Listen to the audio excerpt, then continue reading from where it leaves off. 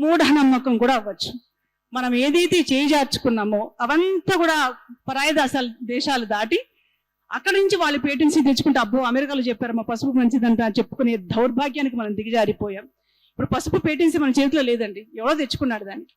మన గడపకు పెట్టే పసుపు, మన గడపలకు వేసే మామిడాకు, మన పండగలు చేసుకునే ప్రతి ప్రసాదం, అంత మాట ఎందుకు, మనకి పండగలో చేసుకునే ప్రతి ప్రసాదం కూడా శాస్త్రోక్తంగా ఆ కాలానుగుణంగా ఋషులు మనకి ప్రసాదించిన ప్రసాదాలు అవి.